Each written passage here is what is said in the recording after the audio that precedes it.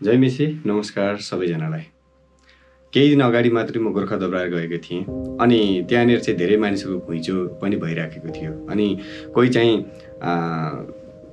बोकाहरू लिएर जाँदै थिए अनि कोही चाहिँ कुखुराहरू लिएर जाँदै थिए अनि मान्छेको भिडभाड पनि मैले त्यत्तिकै देख्दै थिएँ। अनि ती मान्छेहरू देख्दै गर्दा मलाई एउटा कुराको याद आयो।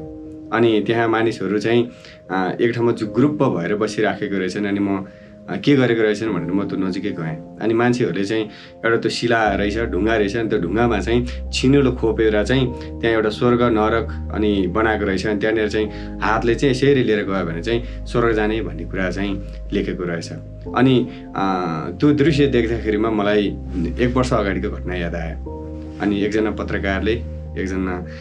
पत्रकारले चाहिँ क्रिस्चियन मित्रलाई बाटोमा सुसमाचार सुनाउँदै गर्दाखेरिमा उहाँले चाहिँ च्याप्प उठाउनु भयो र उहाँलाई दुर्व्यवहार पनि गर्नुभयो।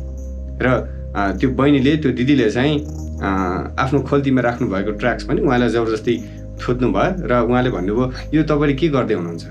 अनि त्यो दिदीले चाहिँ नम्र भएर भन्नुभयो यो चाहिँ स्वर्गको विषयमा हो। र उहाँले अरू कुरा पनि भन्नुभएको छ त्यहाँनिर, यदि तपाईँले विश्वास गर्नुभयो भने अनि तपाईँको बाटो चाहिँ स्वर्गको निम्ति खुल्ला हुनेछ।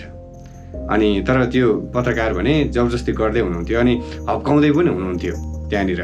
अनि त्यो दिदी नम्र हुँदै हुनुहुन्थ्यो तर उहाँ अलिकति पर गएको जस्तै गर्नुभएको थियो। अनि तर त्यहाँनिर पत्रकारले चाहिँ उहाँको पछि गएर उहाँलाई थर्काउने कोसिसहरू गर्दै हुनुहुन्थ्यो। अनि त्यसरी वाद विवाद हुँदै गयो। वाद विवाद भइसकेपछि चाहिँ उहाँले भन्नुभयो म स्वर्ग जान चाहन्छु, बरु स्वर्गसम्मको बाटो भन्नु नि कुन बाटोबाट जाने देखाउनुहोस्, मलाई स्वर्ग जानु छ, मेरै गाडीमा जाउँ। गाडीमा पेट्रोल होइन, गाडी त धेरै महँगो पर्छ, सायद त्यो स्वर्ग जानको लागि धेरै नै पेट्रोल खर्च हुन्छ होला। सायद तपाईँले बाइक लिनुभयो भने चाहिँ बाइकमा अलि थोरै लाग्छ कि। अनि मैले चाहिँ विचार गरेँ सायद उहाँले देख्नुभएको स्वर्ग चाहिँ त्यही नै होला। अनि बाइकमा पेट्रोल हालेर गयो भने स्वर्ग सजिलै जान सकिन्छ। धन्यवाद।